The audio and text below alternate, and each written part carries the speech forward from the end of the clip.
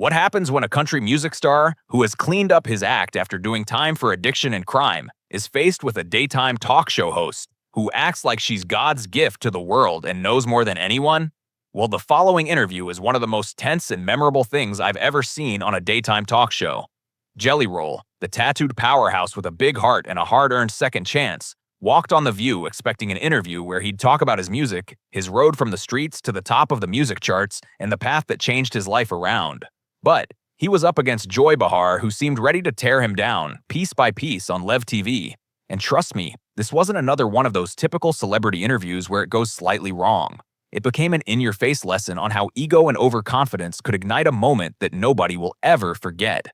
But before you watch this, please do hit subscribe and leave your thoughts and comments, because I'm sure you'll have a lot to say once you see how it goes. The studio was lit with hot, bright lights, and the whole studio was in a hum of buzz. It was Tuesday morning, and Jelly Roll adjusted his black shirt and took his seat in the View chair, in front of his adoring fans who had supported his journey from the rough streets to the #1 spot on the charts. Whoopi Goldberg had just finished the intro segment, and there was an electric, positive feel in the room. Jelly Roll, whose real name is Jason Deford, had waited weeks for this appearance. He had a lot of things he wanted to talk about, from his new album to his advocacy for the criminal justice system, and from the point where his whole life was transformed. He hoped that his appearance would inspire other people who were still dealing with their demons. "We have a very interesting guest who has had quite a journey," said Whoopi as she introduced him warmly. "From jail time to the top of the country charts, ladies and gentlemen, please welcome Jelly Roll." The crowd stood and cheered as Jelly Roll waved and offered a huge grin to the cheering studio audience. He had a wonderful charisma about him, something genuine. "Thank you so much for having me," Jelly Roll said in his deep country accent fans love. "I have watched this show for a while, so it's crazy to be sitting here with you guys." Sarah Haynes asked lighthearted questions about Jelly Roll's upcoming tour and his musical collaborators, and Jelly Roll happily responded with praise for his friends and family that he credits with his newfound success. He said that music saved him. His daughter gave him motivation to quit drugs and start changing, and now he hopes to use his platform to inspire other people who are facing similar problems. "A lot of people see somebody like me and they judge before they even hear my story," Jelly Roll said, leaning forward. "They look at the tattoos in the past, but all I want people to know is that any person can change and become so much better than who they were." The audience was rapt by his words. It was the raw, honest, and unapologetic Jelly Roll they all knew and loved.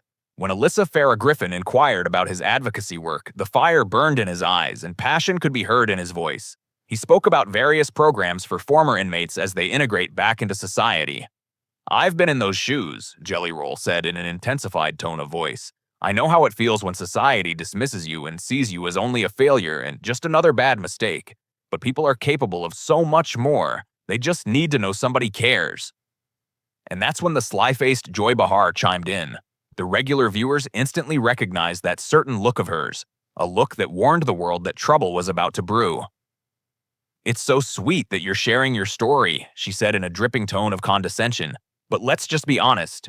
You committed crimes for years and did drugs. Now you're talking about having a new life and claiming to be some kind of expert on rehabilitation." A hushed silence fell over the room as Joy's words hit their mark. Jelly Roll's smile disappeared, but he maintained his composure and decided not to stoop to her level. "I think my experience gives me a perspective that is unique," he said in a calm tone. "I am not an expert. I've lived this life, and I want people to know if I can change, then you can too. So, if my story inspires at least one person to avoid the path that I took, then it's all worth it." But Joy wasn't finished and tilted her head back and smiled, satisfied. "It's convenient that all of this has come to light now that you're successful and famous, don't you think? Suddenly you're a saint. How can we really tell this isn't all just public relations?" Jelly Roll's jaw tightened and his hands clenched in his lap for just a moment before he released them and forced a smile. The other host squirmed and shifted uncomfortably. They knew Joy was going too far. "Joy," Jelly Roll said. His voice was calm, but there was a warning hidden within it. Anybody who knows him can hear it. "I think you're misunderstanding me," he continued. "This is not a PR campaign. This is who I am.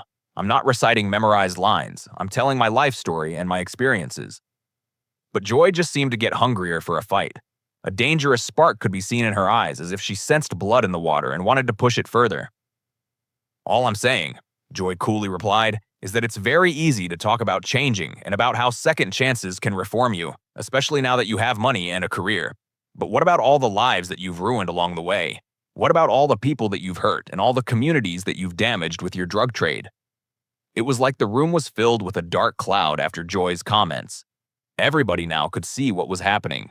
Jelly Roll was transforming before their eyes, and his breathing started to increase. The fire had begun to ignite in his eyes, and it was crystal clear Joy had crossed a line. "You want to talk about the people that I hurt?" he shouted, his voice sharp and piercing. "Let's talk about them. Let's talk about how every single day since I've been clean, I've worked hard to make things right, and I try every day to be better than who I was and help as many people as possible instead of hurting them."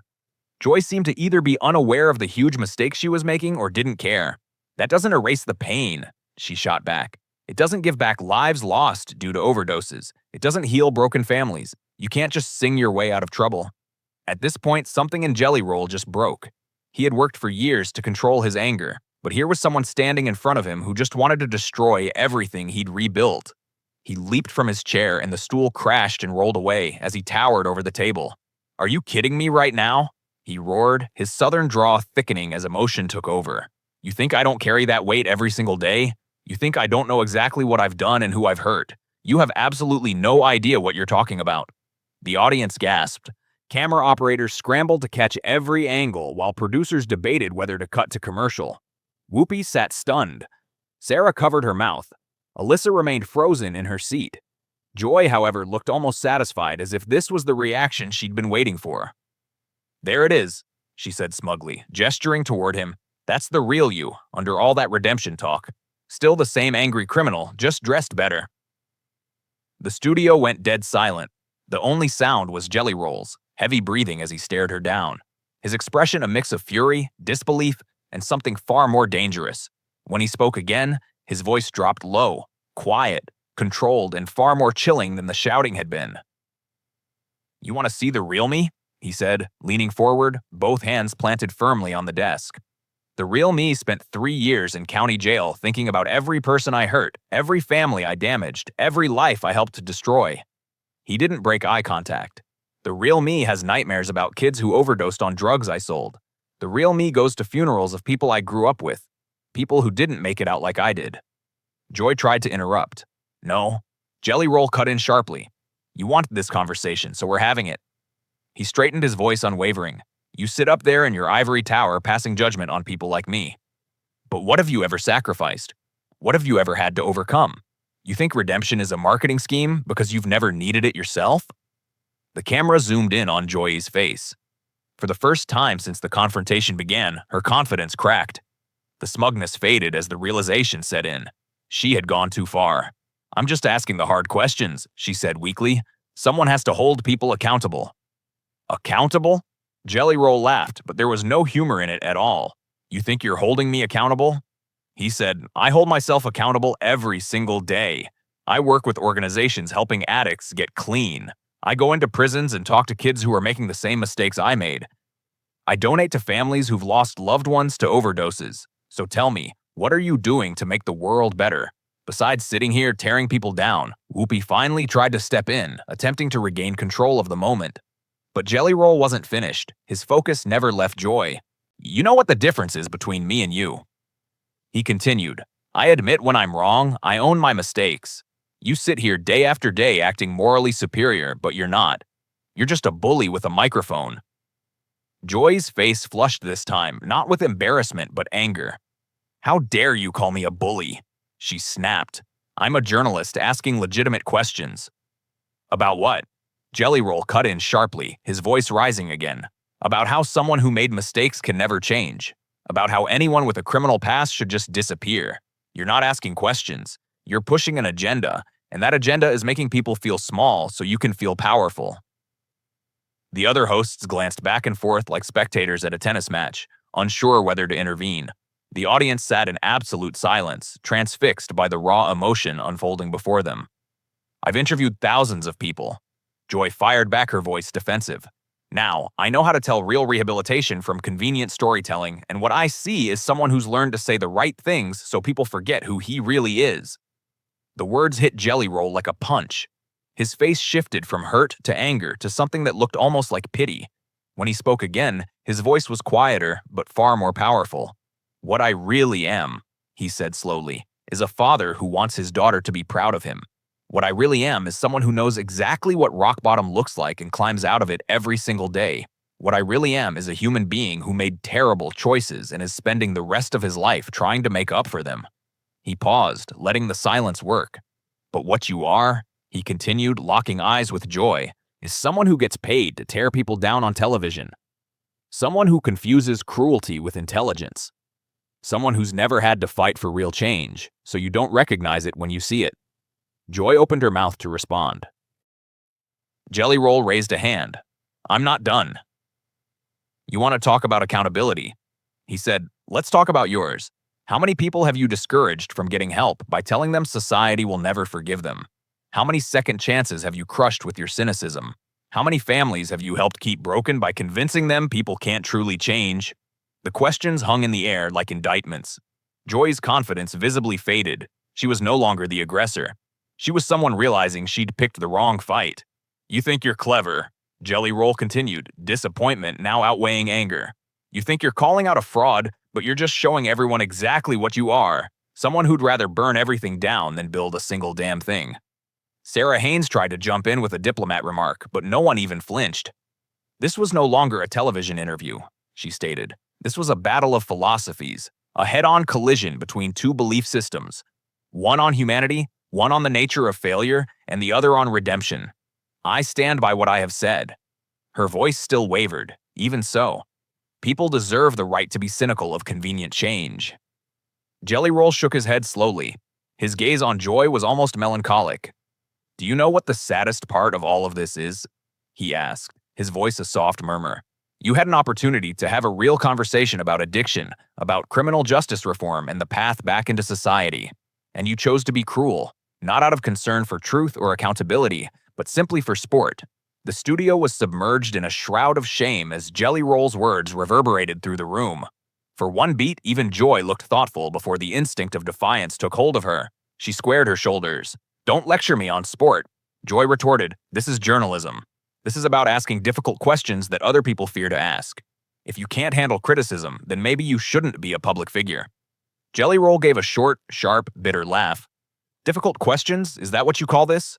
Then perhaps you should let me ask you a few questions." He leaned in. "When was the last time you admitted that you were wrong? When was the last time that you expressed any form of empathy to someone who messed up? When was the last time that you used your platform for something more constructive than tearing down people?" Joy's mouth opened and then shut, a flush rising to her cheeks as she realized she didn't have an answer. "That's what I thought," Jelly Roll continued, his voice growing more animated. "You can dish it out all day, but the second you are questioned, suddenly it's unfair. You make a living judging people's character, and you can't seem to accept the same scrutiny." Whoopi tried to interrupt again. "Okay, I think we need to." "No," Jelly Roll interjected firmly, turning to her. "I respect that you want to smooth things over, but someone needs to say this." He turned back to Joy, lowering his voice and adding with more weight. "I came on your show today hoping to talk about music, about getting clean and turning my life around. Maybe inspire some struggling person out there with the realization that change is possible. Instead, I walked into an ambush. You decided what my intention was before I could even speak." He paused. "And do you know what's most disheartening of all? You could have participated in something meaningful today. You could have inquired about the programs I am running, the youth that I mentor, the efforts being made to support people changing their lives. And instead," he paused, "you chose to be a bully." "I am not a bully," Joy shot back. "What am I a bully for?" Jelly Roll shouted, his self-control finally snapping. "For getting clean, for saving my own life, for giving others hope and showing them that they don't have to make the same mistakes I did? What exactly is the punishment for these crimes that make you so uncomfortable?" The tension in the studio was palpable.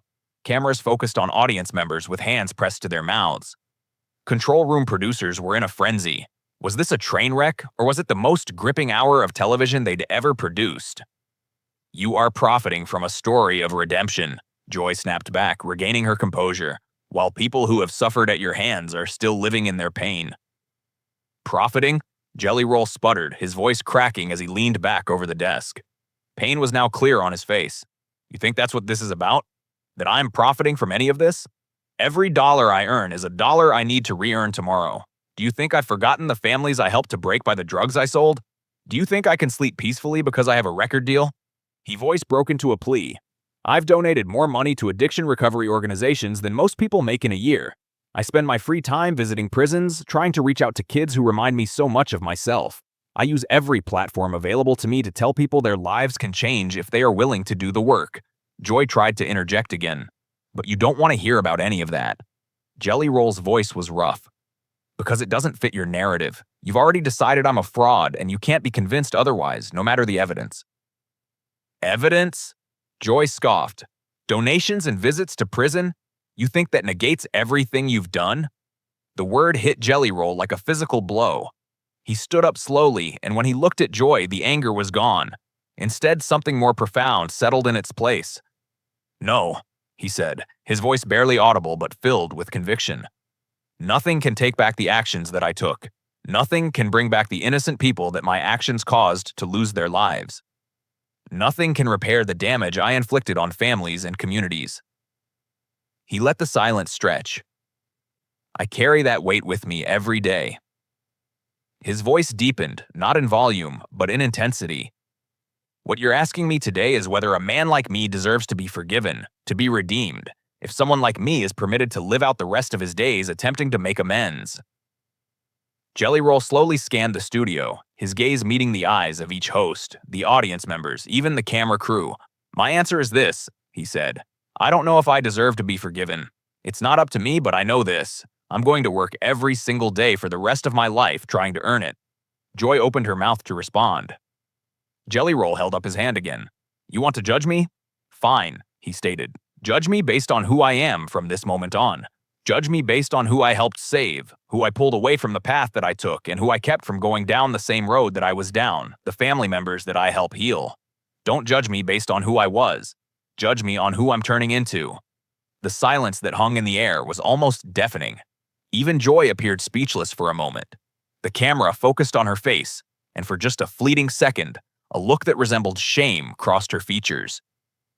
You came here today to expose me as a fraud. Jelly Roll's voice remained even but unwavering, and instead all you exposed was the fact that you don't believe people can change, and that you are cynical and you need to put people down so you feel better about yourself. He smoothed down his shirt and looked directly at the camera. And anybody watching who is struggling with addiction, anyone that has done anything wrong in their life that they don't think that they can't overcome, or they feel that they cannot come back from whatever it is they've done in their life that told them that you can never be more than your worst moment. He paused. You can do it. It will be the hardest thing that you will ever do. It won't be something that you'll accomplish in a single night, but it can be done. Don't let anyone ever tell you that it can't be done. Joy made one last attempt to assert herself. I think that you are being overly dramatic, Jelly Roll interrupted. You attacked my character, my motives, my redemption, and my right to be on national television speaking on the things I have been through in my life, he said with finality. And after I stood up for myself and showed you what being accountable looks like, you called me dramatic. He shook his head. I know what, Joy. You are one of the people that hold people back from being accountable and receiving the help that they need. You are the one person that keeps families apart and communities broken. You are the problem. With that, he turned away from her and faced Whoopi. Thank you for having me on your show, he said. I'm very sorry that this took such a turn, but I will not apologize for defending myself from malice and prejudice. As Jelly Roll went to gather his things, the camera cut back to Joy for one final time. She looked anything but confident and defiant. Now she was a person who realized far too late that she had stepped over a line that she shouldn't have. Wait, she called as he began to walk away. He did not turn around. We're done here. He replied over his shoulder in a final tone. I came here to speak about redemption and hope, not about being attacked. That is on you, not on me. He turned his back on her and walked off set. The audience sat in stunned silence. The hosts looked shell-shocked, and Joy sat at the desk, smaller than when the interview started, like a person who had just been taught a valuable lesson on the weight of words. The once light-hearted chat between two well-known television personalities turned into a powerful confrontation between two beliefs about the world, people, redemption, and forgiveness, and when it all was said and done, the only thing everyone knew was who was victorious. So, what is it that you think? Are people ever truly forgiven for their actions, or were you in the right to suspect foul play? Tell us in the comments below, and remember to subscribe for more powerful stories that are bound to leave you thinking.